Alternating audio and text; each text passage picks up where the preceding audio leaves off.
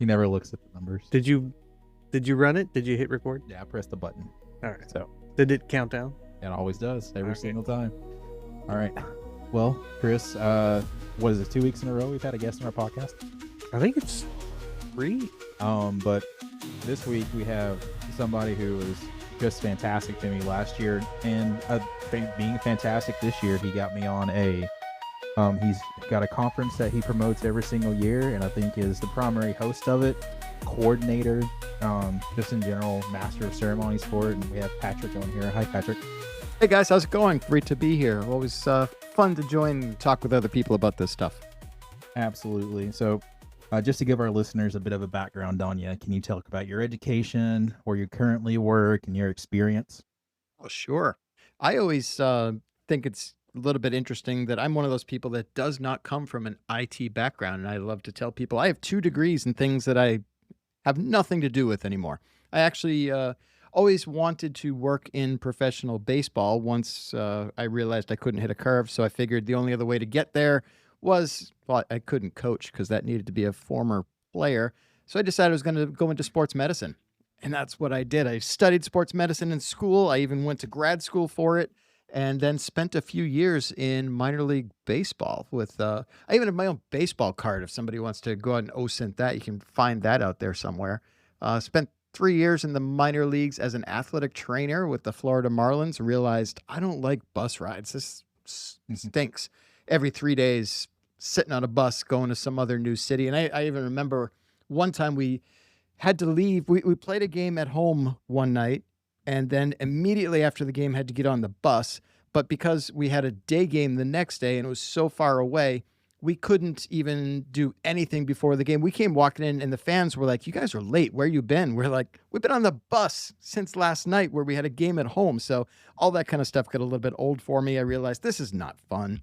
And then I decided to go to work in a physical therapy clinic. That was not fun either. People just kind of come in and say, "My arm hurts, my shoulder hurts, my knee hurts, and it's your fault. I'm not getting better." So eventually that was like late 90s.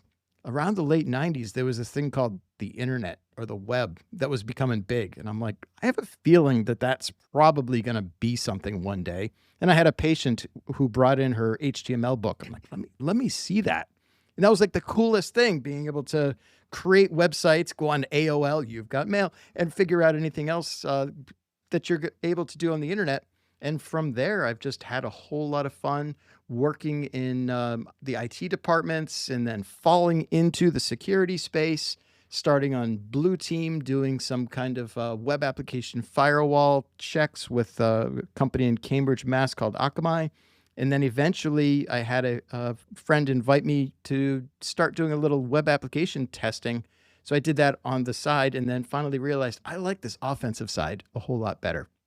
So I've kind of gone through that by being a pen tester at Rapid7, and now I am for a company in Rhode Island called Compass CyberGuard. So I get to do all kinds of penetration tests, whether that's web, internal network, external network, but some of the most fun are social engineering engagements. Those are what I really enjoy doing. Yeah, and that's layer 8. Can you describe what layer 8 means? Because before I went to the conference, I'd studied the OSI model, and I was like, that's a cute play on words. And then I was Sure like, is. oh, he meant to do that. So Yep. like it hit me when I was thinking about it. How about that? Yeah, the first year that we had the conference was in 2018, and I think I called it Social Engineering Rhode Island, which everybody told me that's a terrible name. You need to come up with something else. And I think it was actually like near the end of the day, I was just sitting there watching one of the presentations, and it came to me like, well, there is the OSI model of networking where you got layer 1 from that physical stuff in the wall all the way up through the application layer at layer 7. But there's one more layer that goes beyond that. And sometimes we hear about things like, PEBCAC, where the problem exists between the chair and keyboard. The user is always going to be a problem that we have to deal with.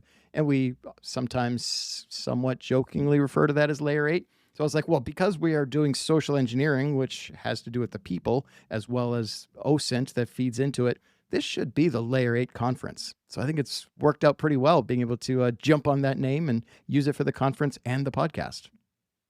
All right, we've said this term a couple of times, social engineering. Can you explain more about what that is and how we go about identifying people to engineer?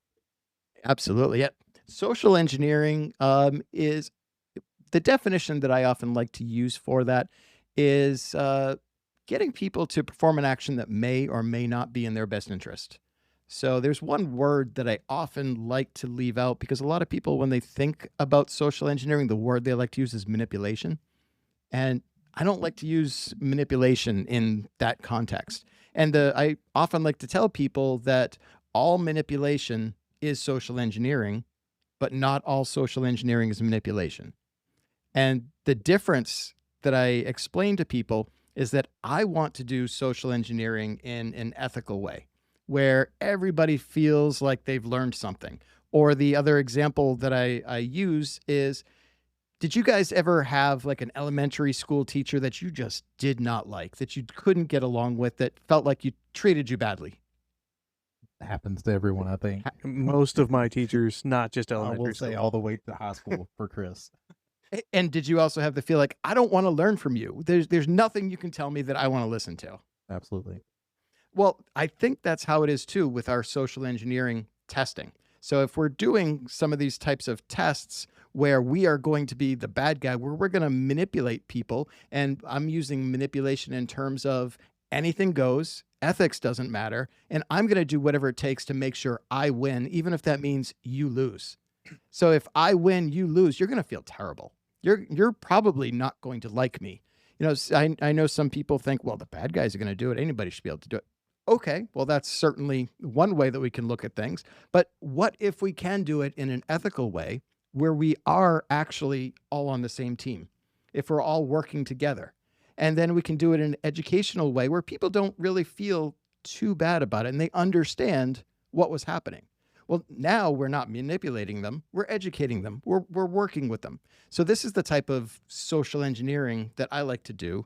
And sure, we still use some of the principles of influence, and you can certainly go out and read a lot of the books about principles of influence and sales techniques and all those types of things.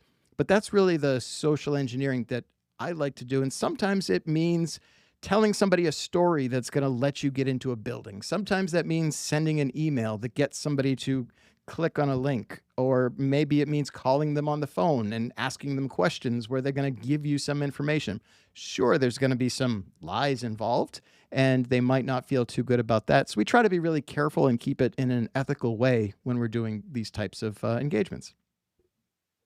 So in the military, I was a human intelligence collector, and we called it elicitation. Yes. Yeah, try to establish rapport with the subject, and then hopefully we'll provide information back. So, in my mind, when I first heard about social engineering and offensive cybersecurity, and just offensive physical security, like you're tricking somebody, you're getting in there. When in reality, you might be making a friend out of it in the long term, especially if you're doing it the ethical, good way. I think of just trying to get my kids to do what they're supposed to. And that's That one of the works things that, too. yeah, I often, when I give presentations, I ask people, who is the best social engineer that you've ever heard of or that you know of? And they're like, oh, there's scammers, there's car salesmen, or they'll say like Kevin Mitnick. And I'm like, well, those are all good ones, but there is the best social engineer is your kids. Tell me your kids cannot totally social engineer you to do whatever you want, probably within reason. I'm sure there's going to come a point where finally you got to put your foot down as the parent. But if that little kid comes up to you and tugging on your pants, like, can I have ice cream? You're like, no, you're going to ruin your dinner. It's like, and then they give you those eyes and they start looking at you like, can I? Eventually, you're going to be like, sure, go have your ice cream. Just leave me alone. Don't tell mom. And then we're eating ice cream together with no pants on. Absolutely. And see, they win. They knew how to social engineer you. Kids know how to social engineer their parents better than anybody. All right. So how do you go about identifying a subject that you're going to engineer?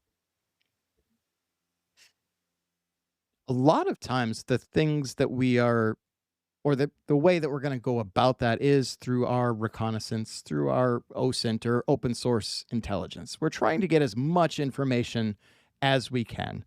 Now, sometimes it's also the other way around. We don't have any choice as to who we are going to engage with on these. For example, I a while ago was tasked with getting into the headquarters of a corporate building.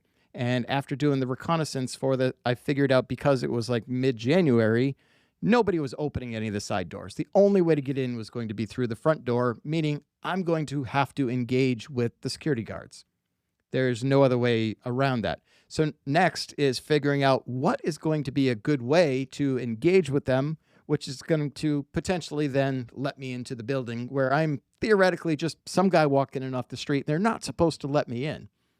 From there is really about building your doing your reconnaissance, doing that OSINT, trying to get as much information as you can about that location, about that company, and what are going to be the policies and procedures for security guards to let people pass. So those are often some of the things that we're looking at.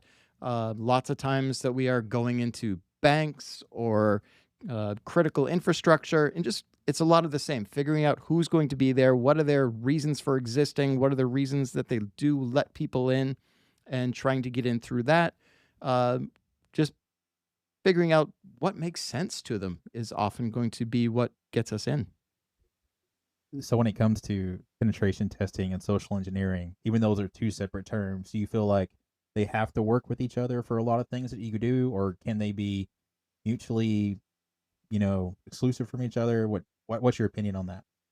When you refer to penetration testing, are you thinking of the technical network parts? So that's one thing I wanted to talk about too, was like, because everybody thinks when you think of penetration testing, depending on your background and where you're coming from, it's like hands on keyboard, I'm going to go that way. But when it comes to somebody who's worked mostly social engineering and getting into places, penetration testing is getting through locked doors, places you're not supposed to be. So what's your take on that? Do you think that penetration testing and social engineering work together well, or are those two separate disciplines that need to be practiced independently? Yeah, I think they go together well. You certainly want to have a lot of those types of skills. With the social engineering, I often refer to these types of engagements as social engineering penetration tests. And I often also want people to be able to differentiate between a social engineering penetration test and a covert entry test. Because when a client hires me to do these types of things, they are really wanting me to get into the facility, but it's also then up to them what is going to be the way that we do that. And the difference there is a social engineering test needs to have the social aspect, which means that we need to go through people. If we don't want to go through people, now that falls into our covert entry type of test. And I've seen times when we get hired to do a quote unquote social engineering penetration test, I've seen some people say, well, I'm just going to try to get in at 2 a.m, see if I can pick a back door. And like, okay, but that's not social engineering, that's covert entry. So we really want to make sure that we have that pretty clear up front in the scope and the discussion with the client on exactly what their expectations are. Now, whether we need to have some degree of skills to do those covert entry tests, absolutely. So we need to kind of understand how the protection systems are going to be working in order to bypass them. Now, there's not really very often, I'm a terrible lockpicker. I don't really know how to do it very well. And even when I talk to other people who are very good at lockpicking, very recently I had Jennifer Shannon on the Layer 8 podcast, where she is one of the people who run her local Tool chapter. If you're unfamiliar with Tool, it's the Open Organization of Lockpickers. It's a nonprofit organization that teaches people how to pick locks. So if that's interesting to anybody out there and you want to go pick a lock, look for your local Tool. It's T with 3 O's and an L in their name. Well, they'll teach you how to do that. Even Jennifer was saying when she does these covert entry tests, she almost never does lock picking. And that's for a couple of reasons. One, that it's potentially slow. 2, you could break something. And 3, it's often going to be easier to get through people. And that's one of the things that I often notice too when I talk with other people who do this, is that my brain almost always goes to the social engineering angle, where others are like, well, I can clone a badge and I can bypass these systems and I can jump over and do all these types of things. And I'm just like, why don't we just talk our way in? It seems like a much more direct method of doing it. So all of this can certainly go together, and it's definitely going to help you to have more skills with these. So a lot of the social engineering and this penetration do go hand in hand. So my brother is a huge fan of pen testing and social engineering. He's been learning about it actually from our podcast. And when I told him I was talking to you, he actually had a question And I'll modify it a little bit. So, how can you tell when a conversation is going right? And then what do you do when you feel like the conversation is going wrong when you're social engineering? And what's your brother's name? John. Hey, John, great question. So let's see. How do we know when things are going right? Well, in advance, we're going to try to figure out what our goals are. And we are also trying to figure out how we want this conversation to go. Lots of times we can also be surprised by it. I know I had an engagement recently where somebody, it was a retail store, wanted to see what I could do with their checkout machines. One of their concerns was, could somebody leave an antenna device near their checkout machines and see whether their employees ever noticed? So I was like, all right, let's see what we can do there. So I called the store in advance and I said that I had done the reconnaissance and OSINT and figured out who some of the IT department people were. So I called the store as one of those IT people for their corporate office. And I said, we're seeing that there are some issues with the checkouts, with the cashier stations calling back to our databases. They're not really backing up. Are you guys seeing anything in the store? And I could almost hear like what sounded like a giggle on the other end, which to me, I was like, oh, he's on to me. This isn't really going too well. So I just always continue the conversation and I never give up until they directly call me out and say, this isn't going to go anywhere. So I just continue the conversation. Fortunately, he said, yeah, we are having some kind of issues in here, which also kind of made me think like, he's just messing with me. There's no way that there were also actually issues. So I said, okay, I'm going to send somebody in to take a look at them. He's like, okay, great. I'm like, as soon as I walk into this place, I am going to be busted. I walk in, I find the guy and he's like, okay, yeah, the machine's over here. Really? Okay. I'm going to go over and I'm going to put my antenna device right over there. So sometimes you can kind of just get a feel for the way that it's going. If you're over the phone, obviously you can't use any kind of visuals, anything with the face. You're really just going off of their tone. When you're doing some things face to face, you walk into a building, any of these types of engagements, you try to get a feel based on their body language and how they're interacting with you. I had another one a couple of years ago where I was impersonating the marketing department for the local professional sports team and said that we are going to be doing an advertising campaign in this bank location for the sports team. And I could just see their faces light up. They were like, you mean one of the players might come in here? And I'm like, yeah, that's exactly what we're looking to do. We're looking to bring the players into this branch. And their faces are just like, what is that going to be like? I'm like, oh, they're super nice. It'll probably take an hour. We'll just do some kind of quick filming. You can take some pictures, autographs. The guys are great. Don't worry about it. I'm like, what else do you need to see? So a lot of times you can kind of get a feel for it when it's going well in that direction. And then when it's really not going too well, they're going to let you know pretty quickly too. You get a lot of like one word answers. You get a lot of and then you get, of course, the dreaded, well, I'm going to have to validate you. I'm going to have to look you up. And that one is just like, okay, that person did their job. They did what they were supposed to. This isn't going anywhere. We're going to have to figure out a different angle with this. So you've already told us a few stories, but I love story time with our guests. So I know you probably have a few memorable moments in your career where it's just like, I can't believe this happened, or like, I got so lucky, or this was probably the most interesting thing that's ever happened to me. Do you have like one of those that instantly hits on your head? Like, I have to tell this story no matter what, whenever I come on to talk to somebody about my life as a pen tester. As you can tell, they get lots of stories that all come up and are so much fun, especially when I'm out and about and people are like, what do you do for work? And I just tell them, well, I do IT security. And if they want to start digging in and they're a little bit more interested and they like want more information, sometimes I can even tell them like, yeah, I break into buildings legally.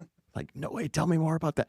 Probably one of the fun ones was had to get into a critical resource facility. So it was a wastewater treatment type of facility, and their scope that they gave for what would be like a win for me or what they really wanted to see is they said, if you can just get anywhere within our grounds unescorted, That shouldn't be allowed. Somebody should be stopping you.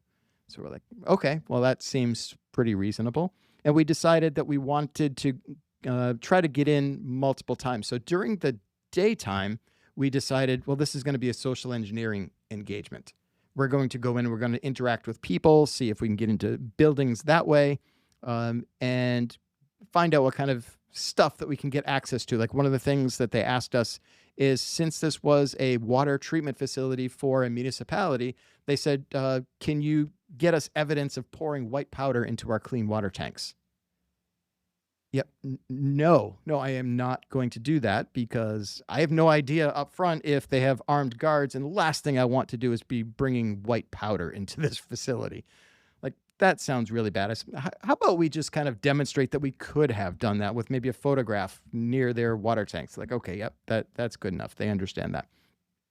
So we were able to get in, and one of the easiest ways that we were able to do that is we just impersonated the local internet service provider.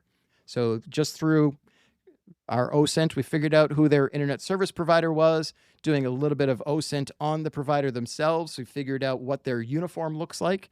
And sure enough, it was just a gray polo shirt with the company logo embroidered on the chest. So one of the things we figured out to do was, in that morning, I just ran over to Walmart, paid $5 for one of the gray polos. I couldn't put the embroidery on it, but other than that, it looked close enough. I also noticed that they wore red lanyards with their ID badge on there. So we figured out what their ID badges were, and we have badge printers that can make what looks pretty close. It's not going to be RFID or anything like that, but it looks the same. And this facility also wouldn't know what their RFID on there is anyway. They're really just going to look at it and see that it matches. So we just kind of walked in as the ISP, and we were like, hey, we're investigating some internet slowness. Have you guys had any of the slowness? Just trying, see what happens. First guy goes, yeah, we had an outage yesterday. Our whole internet was down. We're like, this is awesome. We couldn't get any luckier. Oh, and by the way, do you guys also have any kind of like Wi-Fi boxes anywhere around? He's like, yeah, they're all around the facility. We're like, cool. And do you have any computers, services, offices? They're like, yeah, you got to go into that building. That's where Mary is. Like, perfect. We're going to go check that out. So we go walking into the office, and we go in and we see Mary and we tell her, hey, we're from the ISP. We were just outside and we talked to Bob, and Bob said you guys had an internet outage yesterday. And she's like, yes, we did. And we said, that's why we're here. We're here to investigate that. And meanwhile, my colleague just starts talking to Mary, talking about the outages, talking about what she's going to do over the weekend, while I just walk away. And she's all distracted by my colleague. I'm walking away, going into offices. And one of the best things that I didn't even notice until later on when I'm getting to do the report is that I had taken photos of inside of all the offices because people left their computers logged on. I saw in one of the photos that I took, somebody had their email left up, and the email was to whoever computer that it was that they hadn't done their security training yet. And they need to get all caught up on that. I'm like, this is awesome. We got a photo of this. So that was a whole lot of fun, being able to roam around. And then by the time that we were done talking to Mary, we were like, are there any other computers anywhere in this facility? And if you've ever seen some of the like water treatment facilities, these things are huge. They're like 300-400 yards long. And they said, yeah, there's another office all the way at the other end of our, inside the grounds. We're like, great. Is it okay if we just kind of go down there and talk to them? She's like, yeah, sure. No problem. We're like, who are we going to go see? And she gave us those names too. So we're like, perfect. Beautiful. So now we've built the rapport with them. We've gotten names, and we just start walking the facility, this 300-400 yards down to the other offices.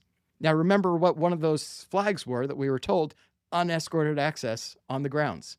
So we're just walking around and checking out, making it look like that we're testing out the Wi-Fi, taking pictures of ourselves. I'm like, this is great.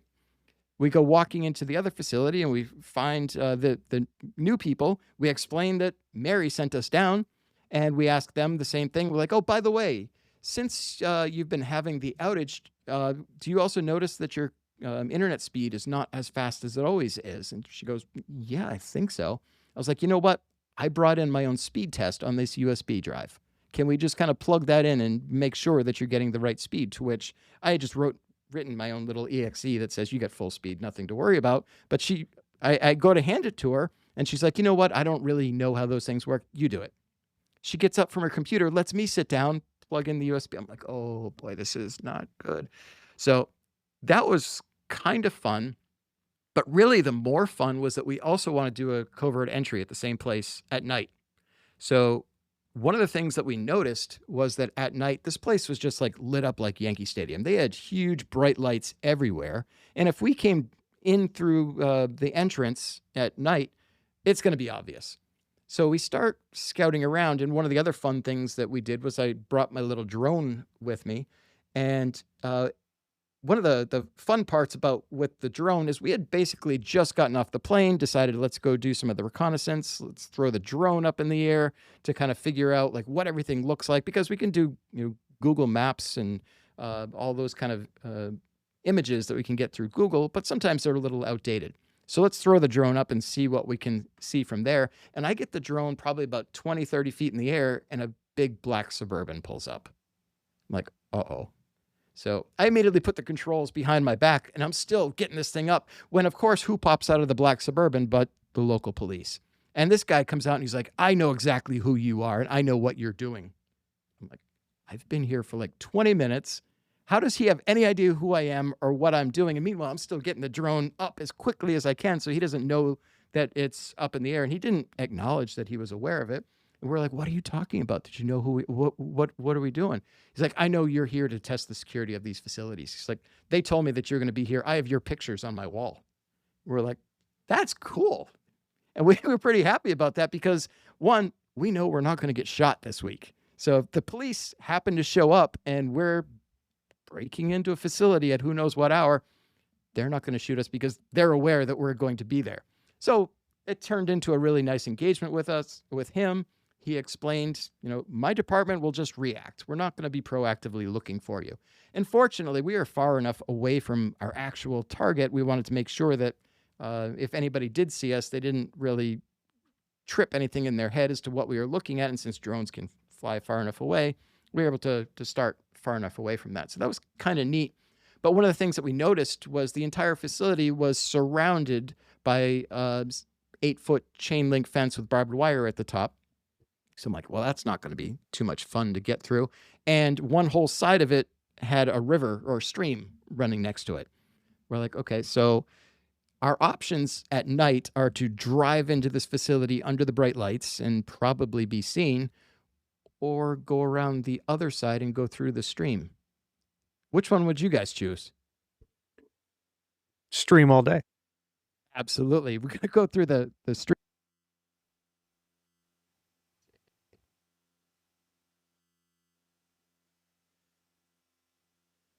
Okay. Let's see. Am I back now?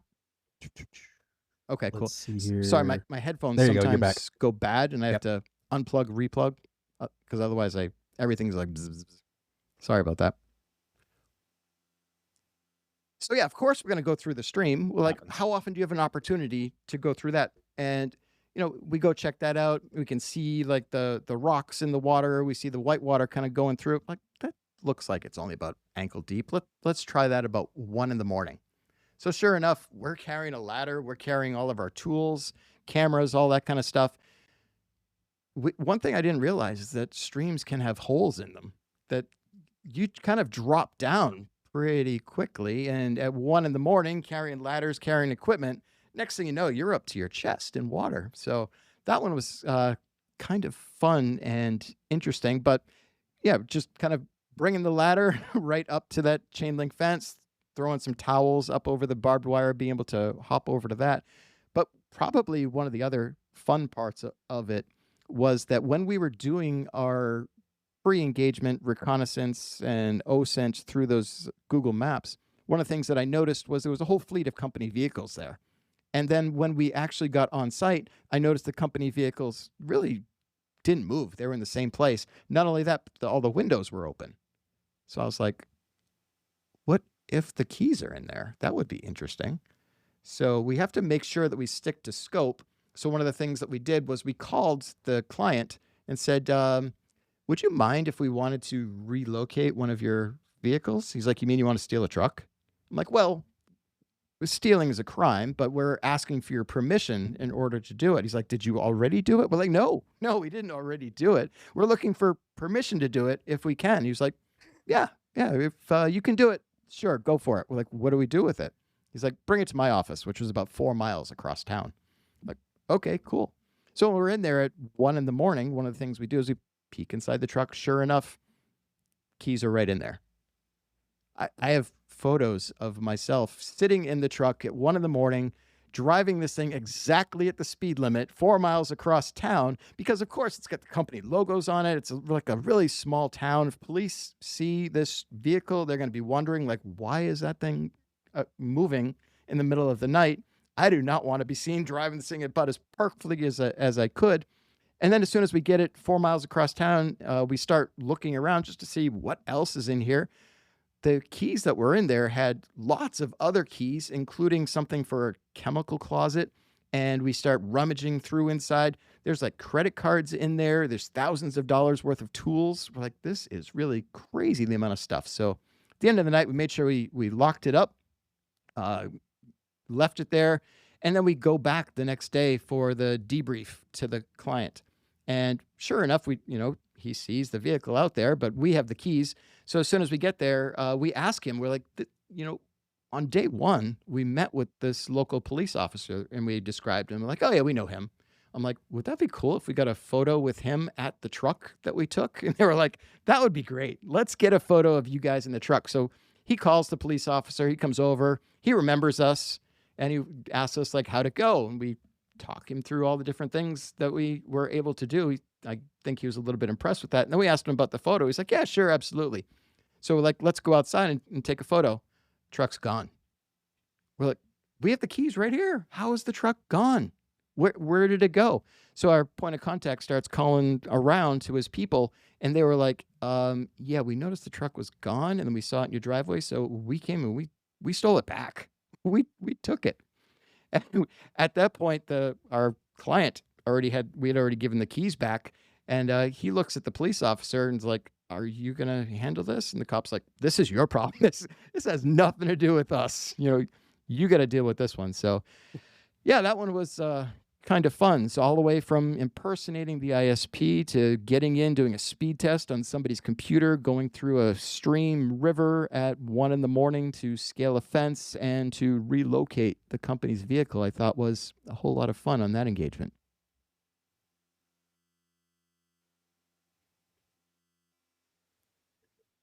Have you ever used your powers to get into a baseball game? No, I've not been tasked with getting into a baseball game yet, though I do frequently go to Boston and walk around Fenway Park, and it's always fun to look at the various ways that one could get in.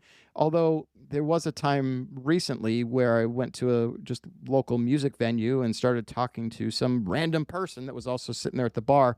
And he starts talking about a story about how he got into the upper offices of Fenway Park in Boston, which was just amazing. He's like, well, I noticed that after the game, everybody there is wearing the khaki slacks and a blue-collared shirt.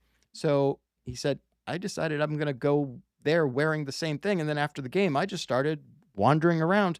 Nobody stopped me because I looked like I fit in. He's like, then I just started going up elevators, going up staircases, going into offices. I was like, yep, that's about how all of that works. He had figured it out as well. So I haven't gotten into there, but anytime that I'm walking around some of these types of places, even like the local grocery store, I'm like looking around like, I wonder what's in that door. I wonder how you would get here. And sometimes it's kind of fun to try to figure those things out.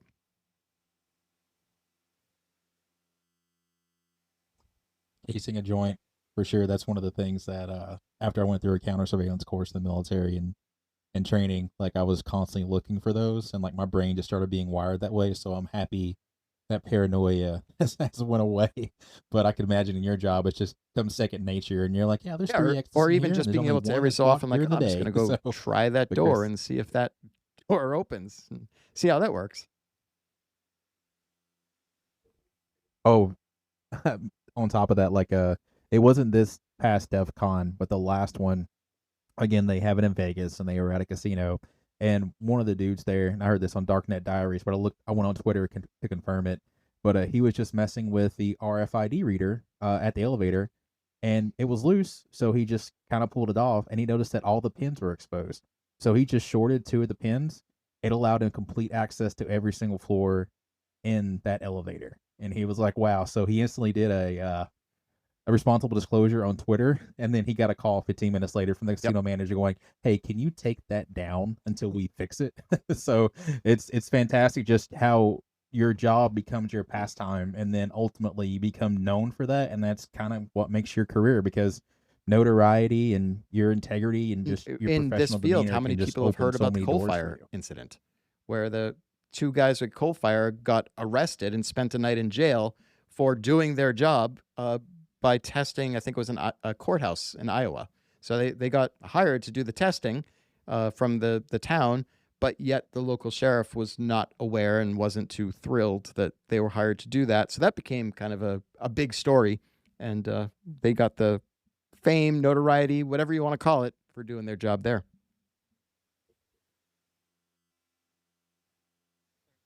Definitely a news story that we can talk about later on.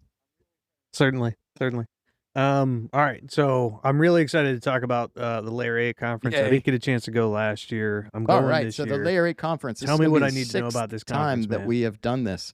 It is going to be June 5th and 6th in Boston, where we are the first conference to solely focus on social engineering and OSINT topics solely. So you can certainly find any conference that talks about social engineering stuff. Go to any B-sides, you'll probably see a social engineering talk there.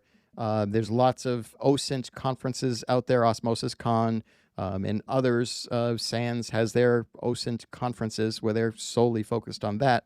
But we've been doing it since 2018. I remember way back then I had spent a few years doing some organizing, helping out with the local B-sides. And B-sides is awesome. Like anytime somebody comes to me and says, what conferences should I go to? That's always my first answer is you need to check out your local B-sides conference because that community is great.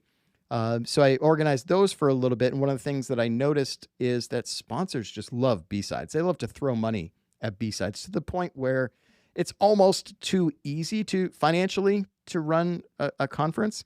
And I'm somebody that likes challenges.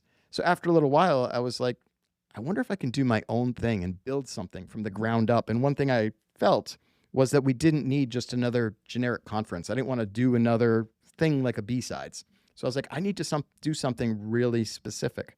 And then somebody asked, well, is there a conference about social engineering? I was like, not that I'm aware of. So I said, let's do that. So in 2018, I just found a venue in Newport, Rhode Island, put out a call for presenters. People decided to come and show up and talk about social engineering topics. And by the end of the day, there had been so much mention of OSINT needing to be a part of it. I decided, well, next year we need to make sure that it is social engineering and OSINT.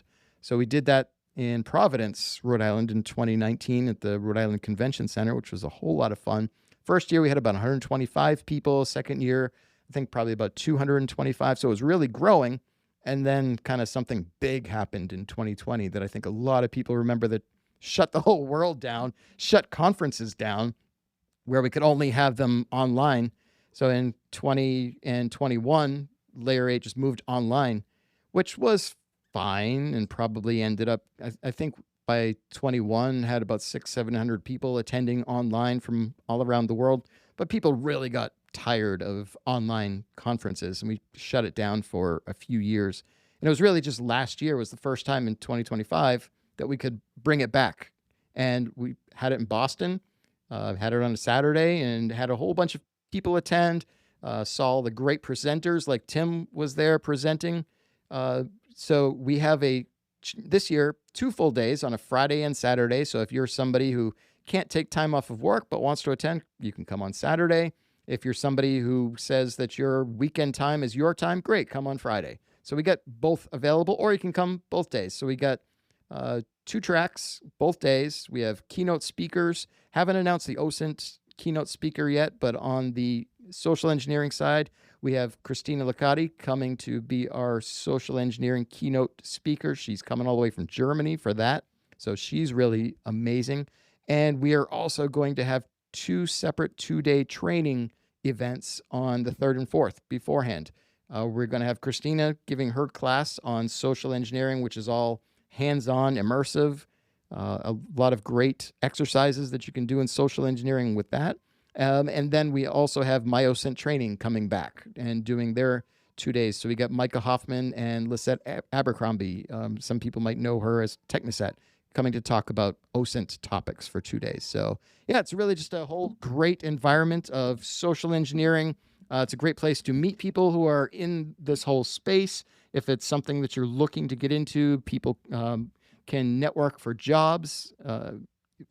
We have lots of students that come there, and we are also looking to increase the activities. Last year, the local tool chapter came. I think they're going to be coming back, so you can do some lock picking on site, which is a whole lot of fun too. So yeah, there's a lot of good stuff, and hopefully other people will show up too.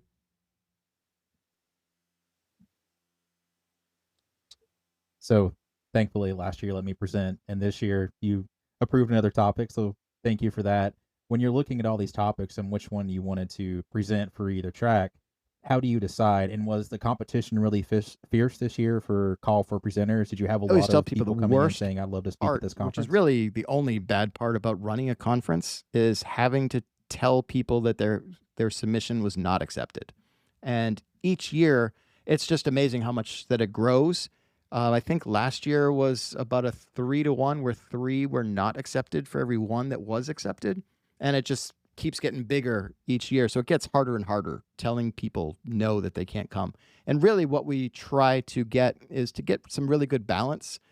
Sometimes people will come to me and say, why wasn't my talk approved? It's really good. I've given it in other places. And sometimes it's really, I'm looking for unique types of talks. Like if your presentation can be found on YouTube, probably not going to be accepted because people can just go watch it there. There's no reason for them to come to the conference and see it. But also probably the harder one, and I've seen this multiple times, where somebody has a great submission and I totally agree with them. Like, this is a great talk. It's one that people should see, but it's a duplicate of somebody else who's speaking. And there might be some reason that the other one was chosen instead of yours. So it's really difficult sometimes to be like, oh, you had a great topic, a great idea, and I agree this is going to be a great presentation, but the exact same idea is going to be there through this other presenter as well. So that's usually the biggest difficulty with those.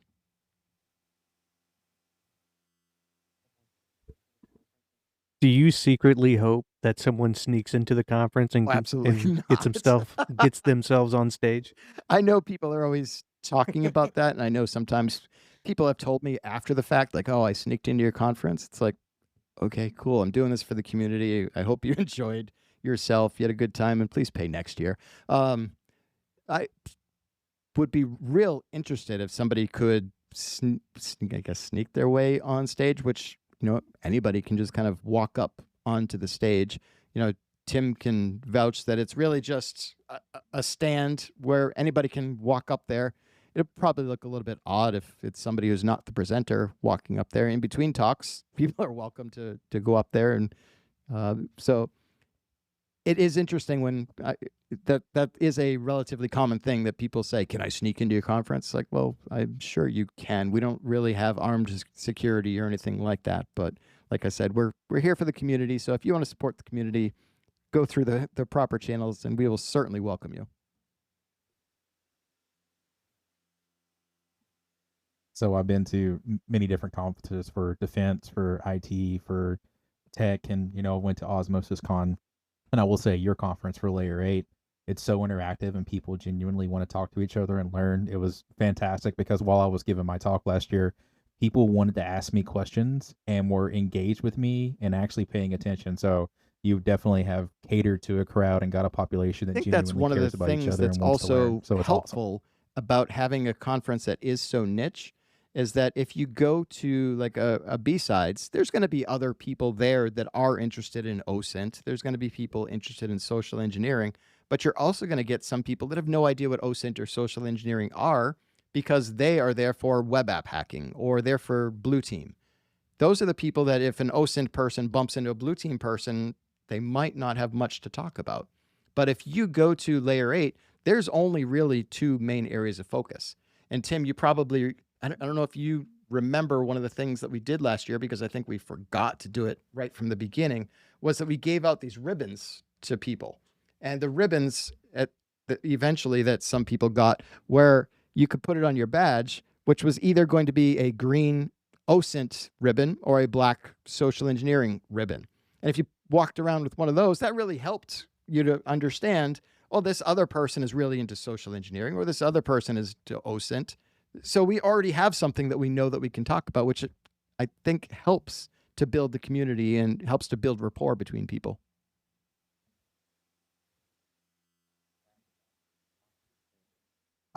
So the badge design last year, mine actually still works. It was great. I put a battery in it, just test it out after I contacted you the other day.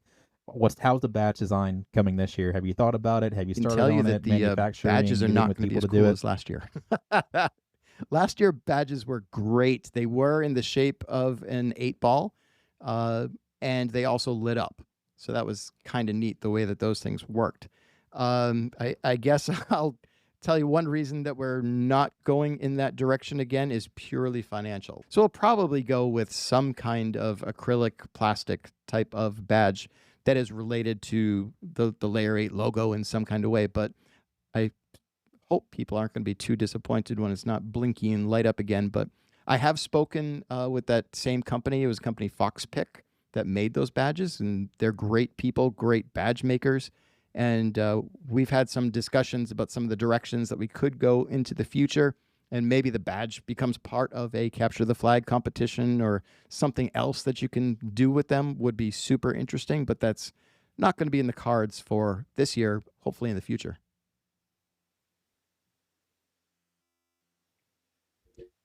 Once you get to DEF CON black hat levels and you're charging $25,000 Oh, for a if I can table, get to that level, you that's will when I expect to see absolutely some really see cool badges, Patrick. some badges of that level. And that's one of the other things that I really enjoy doing. Like I've mentioned multiple times, that I just do this for the community. So I try to keep everything as affordable as possible for every part of it. This year, tickets to the conference, I tell people, is affordable. If you want to come to a single day, that's $75. If you want to come to both days for the entire conference, it's $125. And if you are a full-time student, whether it's high school or college, you can sign up with your EDU email address and get both days for $25. So I try to make this as affordable as possible. And it's even the same thing with sponsors. I think the top sponsor level, which is already sold out, was $3,000. And we still also have sponsorship levels at just $1,000. So like you said, if we can get to the $25,000 level, we will do some incredible badges, and we can do a whole lot of more fun stuff as well. We just have a little bit of building to get there as well. It definitely appeals to practitioners, because I've seen a lot of users, like people actually performing the work rather than, CISOs, senior managers, C-suite levels. Yeah, last year I did a around, but you little bit of the definitely engage demographics with them there as afterward, well. and I think it was 10 to 15% where identified themselves as C-suite. And there was still another 15 to 20% that did identify themselves as having purchasing power. So there's 30, 40% of the audience that is who the sponsors are looking for. I think one of the main things that sponsors don't like, but the attendees do like, is sponsors often ask, can they have an attendance list? And I say, nope. So I tell them, you can interact with the attendees. You can get whatever information you want from the attendees, but I'm not giving you their contact information. That's their privacy. So that's another thing that kind of keeps the costs down that the sponsors are often looking for.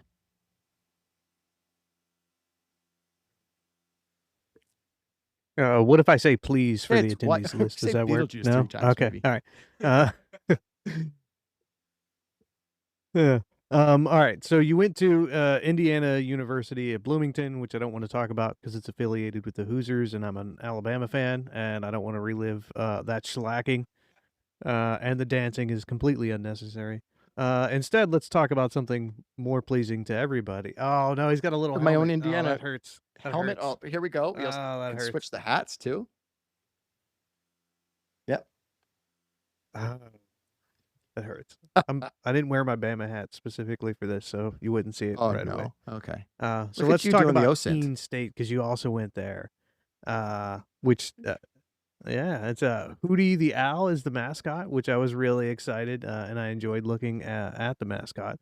But so every year they have a pumpkin festival. What can you tell us about the pumpkin festival with Um, Hootie the Owl? I assume unfortunately, running around probably like not crazy. much because that started after I left. I am like super old. I graduated in 1992, and while we did have the owl mascot, I don't really remember there being the pumpkin festival. I know that I've certainly heard of it since then, but that's not something that I've been a part of since then. So, Yes, so you want us actually to I've even believe that turned you're into older a than pumpkin pumpkins? a few times as well.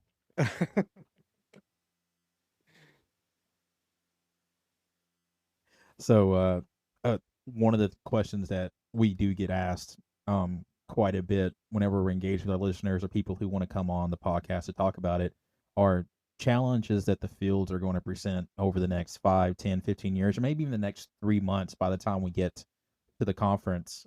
So for social engineering, what challenges do you see? Because for OSINT, generative AI has led to droves of misinformation, disinformation.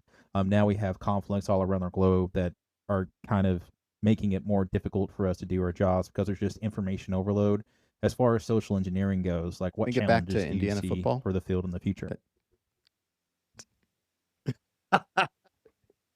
Yeah. Okay, Boo. so the challenges going forward, like lots of times we are seeing how AI is making social engineering detection so much harder, especially where we see this with the deep fakes in terms of being able to impersonate people's voices, their faces, their mannerisms. And I don't know if it's gotten even better, but in the last few months, I had heard that in order to create a deepfake, it only required about 30 seconds of audio in order to figure out what somebody's voice sounds like and the way that they speak. So just imagine how many hours of audio you guys have put out. And to think it only takes 30 seconds of that for AI to make some audio that sounds exactly like you to the point where your family members wouldn't be able to tell the difference. If I might interrupt real quick, that's one of the reasons why for all these companies that say, "Hey, we're going to enroll you in voice match now," automatically say turn it off because I am now an influencer. There are multiple samples people can use. Do not enroll me in that because all it takes is my phone number, my last four of my social, which I'm part of the OPM hack, as Chris says too, because anybody who joined prior to 2011, I think, was involved in that. Yeah, So so really absolutely I not. think So what you're 100%, referring to Patrick, I there, agree with that. Tim, is with the voice authentication is some companies want to be able to get a recording of your voice, and then when you call them, they can match that up to you. Well, if AI can impersonate you, well, now just about anybody else can sound just like you. And if they want to have multi factors with that, like you were just talking about with the social security number or anything like that, that information is out there. You're like anybody who's done some kind of OSINT has probably come across various tools and other dumps where there's social security numbers, and that's relatively not too difficult to get. And if, especially if they're only validating on like the last four of somebody's social security number, if you really want to be malicious, it's relatively easy to use social engineering to call somebody and get that from them, which then you can use for that validation. So I really think that that's going to be where a lot of the challenges are going to come into place. However, when I give some of the presentations that I do on social engineering, one of the things that I end it with is I put out a challenge to the audience, and I tell them that this is a challenge that so far in the last few years of me giving social engineering presentations has not been defeated, is to come up with a social engineering attack that can bypass verification and validation. That's what I always tell people is the way to defeat social engineering. I tell them it's my two V's, verification, validation, which somebody asks, what's the difference? And I'm like, really nothing as long as you're doing it, but it's just a little bit more catchy to say it's two V's. That you want to make sure that you are verifying and validating whatever information that you are being given. So if you think about any type of social engineering attack, let's say it's going to be a phish, it's going to be an email. How do you verify an email that somebody sends to you? So your bank writes to you and says you are overdrawn, or somebody has broken in and you need to change your password. So click here to change your password. Well, don't do that for one. For two, go look up, find your bank's correct phone number at the bank's website, because that email is going to give you a phone number to call, which of course is going to go to the attackers. So you go out of band, call the bank and say, is this valid? That's how you can do some validation there. Somebody calls you on the phone and says, I'm your grandson. Sounds exactly like your grandson's voice. Sounds like your wife's voice. Sounds like your father's voice. Anything like that. And says, I'm in jail. I got arrested. I need money. Can you talk to this cop here and give him your credit card so I can get out of jail? You can be like, okay, sure, I will do that for you, but we're just going to validate. Another way that you can validate those, I tell people, have a family password. If that person can't tell you the family password, hang up, because that should be a no-brainer, super easy. But if you can't even talk to the person, you can say, I'm going to call you back. Where are you? And they say, well, they're in this hospital, they're in this jail, they're in this place. Cool. Again, go on the internet, find the phone number that is correct for that place, and call and validate. I'm even as paranoid as I once got a direct message, Teams, Slack, one of those things from my boss who was in the cube next to me.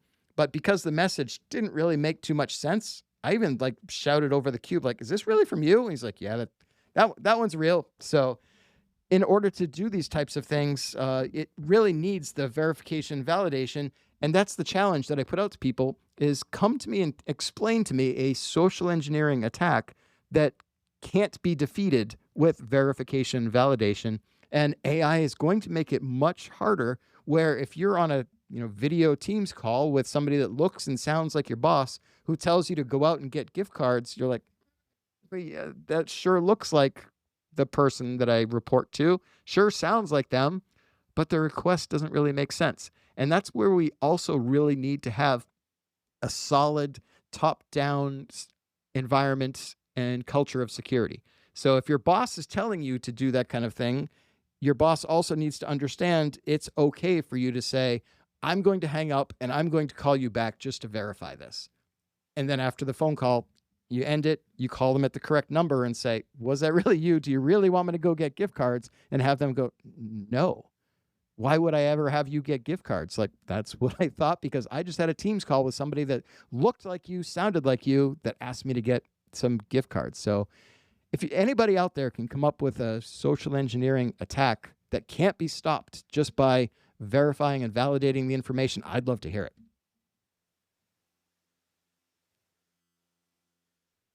Due diligence, unfortunately, a lot of people don't practice because they just have their cell phones and they go to Wikipedia, which can be altered at any time. People do a search, and that's actually, well, I won't get too much into it because I don't know when you're releasing the presentations, but that's what I'm going to be talking about is SEO poisoning. But, it seems like a lot of these scammers are going after people who are naive or ignorant.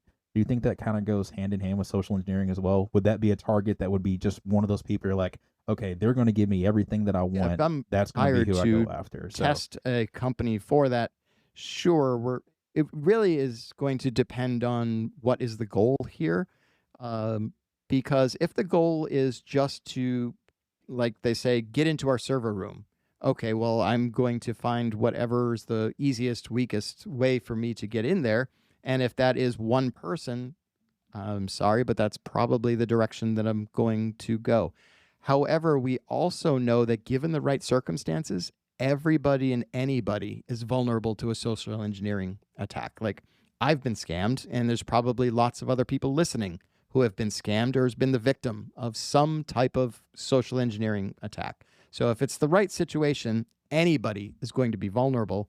And for example, I also recently did a job where I was tasked with getting into bank's headquarters, and it wasn't just, can you get in? It was, we just educated all of our employees on tailgating and reverse tailgating, and we want to see if that training was understood and is being followed. Reverse tailgating, well, first, tailgating is when you just kind of grab the door as somebody's going in. Reverse tailgating is when you grab the door as somebody's coming out. So they wanted to see if that was going to work. And really, for that engagement, what they wanted was for us to test as many people as possible until eventually people in the office figured out, okay, these guys are not malicious. They're just doing tests. So let them in, stop them, or anything like that. So in that instance, it wasn't going for the most gullible, the most naive, the most believable, anything like that. It was just testing whoever came up, as many people as possible.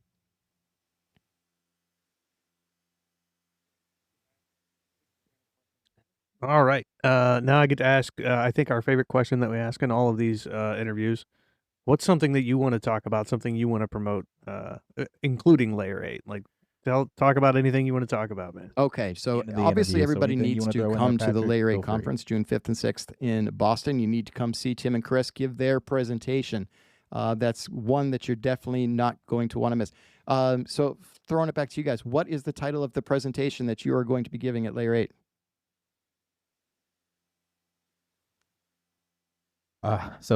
I think the title that I presented to you, because I threw a couple out there to Chris because we were talking about it back and forth. Search engine optimization, a tool for marketing, or can it be used for OSINT? Something along that exact title range. So in that, I'll be talking about how you can use certain tools that are meant to be used for marketing. And but they who can is that help you really out in your OSINT tailored journey at? as Who's a well in your great investigations. person that would want to see your presentation? And is that for something that total beginners could understand, or do you have to be a lifelong learner in OSINT to really get something out of that?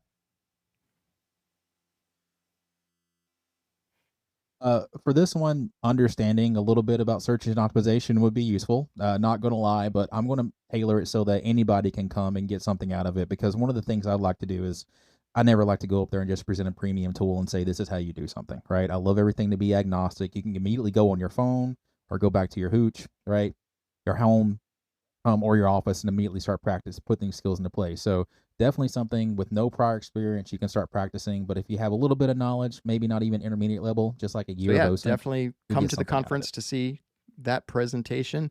Let's see what else. Larry podcast right now has been coming out every week for this year, where every week I talk to somebody who is either in the OSINT or social engineering field.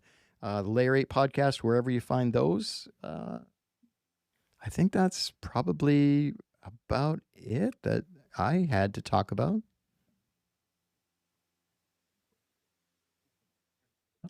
I He did, told you yeah, at I the was thinking start that too. he was gonna flip it and interview you for a minute. He I got know. you. He He snuck it does in it. there. He does it. He's like, this. I saw it in your Yeah, eyes. let's by the flip way. this right Give around. him free range. Interviewing time. But Patrick, thank you so much. I learned actually a pretty good amount from you last year about promotion and marketing, and what it went into it. I asked him, I was like, so who's your team? What do you got working with? And you literally point down the hall and it was your wife, I think, or yeah. And I was like, wow, because the amount of marketing that you do and everything, if you ever need a volunteer, I know I'll volunteer, so just reach out anytime. And I don't know if Chris can. He's got a lot going on right now. He's got a daughter graduating. But high is school. she going to go to Yeah, Indiana though? that's because I'm old now. She doesn't want a great education. Oh, certainly not. Certainly not. Not from there.